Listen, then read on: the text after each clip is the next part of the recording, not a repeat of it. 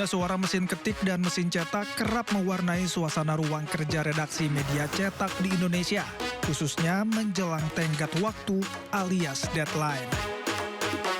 Keriuhan yang sama juga mewarnai ruang kerja di ruang redaksi media elektronik seperti radio dan televisi. Semua berlomba demi menyampaikan informasi terkini, terakurat, dan bisa dipercaya kepada masyarakat. Tujuannya untuk membuka persepsi dan memberikan pengetahuan baru bagi publik. Tak sedikit informasi yang disampaikan menjadi bahan pertimbangan pengambilan keputusan bagi banyak pihak.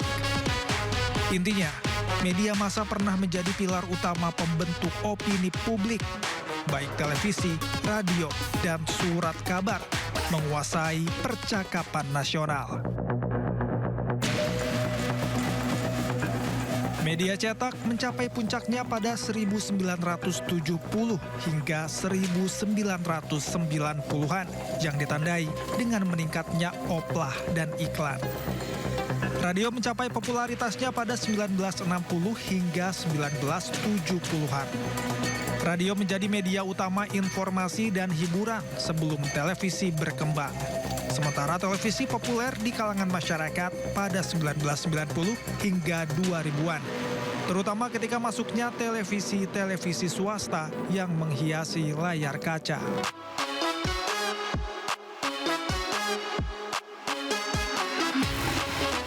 Perkembangan kejayaan media cetak terlihat dari meningkatnya oplah surat kabar yang terjual. Artinya, semakin banyak rupiah dari pemasukan iklan. Dihimpun dari berbagai sumber pada tahun 1970-an, oplah rata-rata surat kabar besar nasional mencapai hingga 50.000 eksemplar per hari.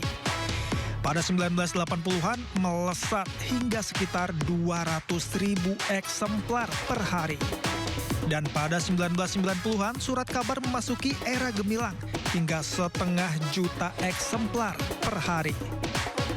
Bagi radio, puncak kejayaan bahkan tiba lebih dini, yakni di era 1960-an hingga 1970-an. Menjamurnya stasiun radio swasta dan beragam program hiburan termasuk musik membuat radio memiliki tempat khusus di hati masyarakat.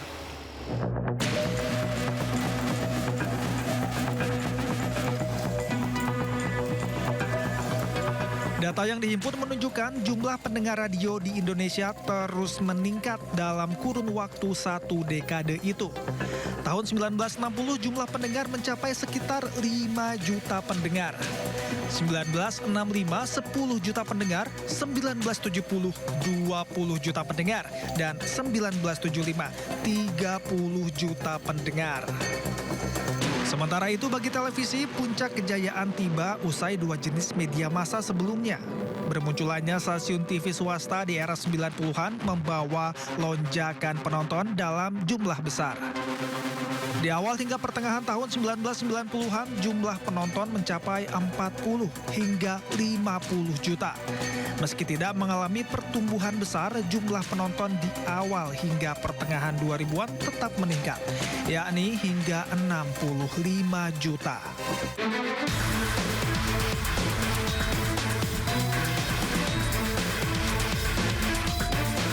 Namun, 2 dekade terakhir mengubah segalanya. Digitalisasi membuat cara orang mengkonsumsi berita bergeser drastis. Surat kabar, radio, dan televisi tak lagi di hati. Semua beralih ke media digital dengan jaringan internet yang menjadi bahan bakarnya.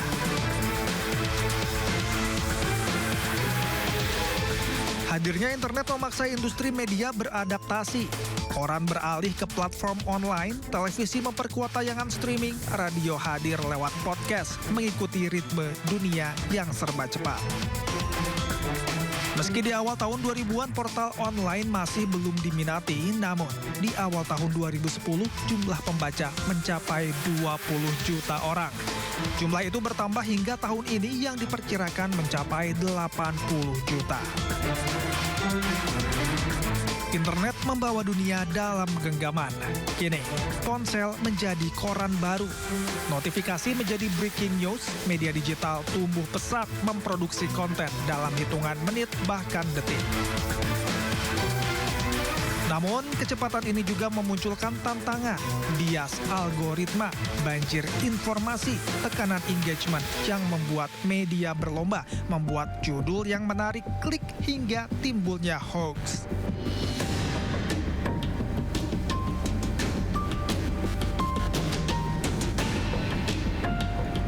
Namun tantangan terberat transformasi digital yang dihadapi model bisnis media adalah beralihnya pendapatan iklan ke platform global seperti Google, Facebook, dan TikTok.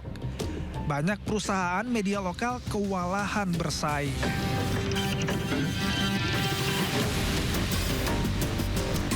Di sisi lain, ruang media kini dipenuhi kreator digital dan juga influencer. Mereka melahirkan ruang publik baru, lebih bebas, lebih dekat dengan audiens.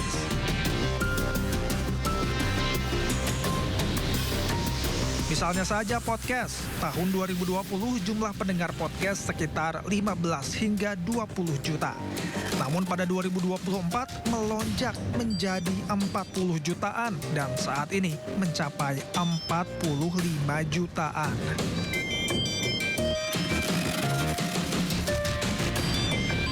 Kebebasan dan kecepatan informasi turut membawa konsekuensi.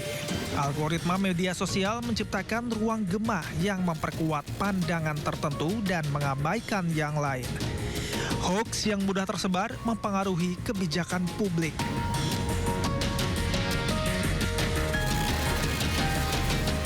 Meski penuh tantangan, peluang baru terus muncul.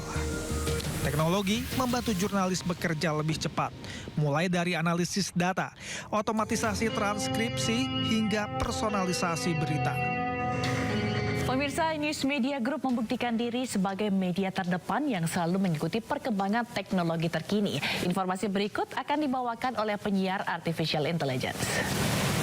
Keindahan alam bahari dari Kepulauan Raja Ampat, Provinsi Papua Barat Daya memang sudah sangat terkenal. Media yang mampu berinovasi diyakini mampu tumbuh. Podcast dan video pendek menjadi senjata baru. Begitupun jurnalisme data. Di tengah tantangan untuk tetap menjaga jurnalisme yang bertanggung jawab, transformasi media adalah keniscayaan. Karena hanya ada dua pilihan, adaptasi atau mati.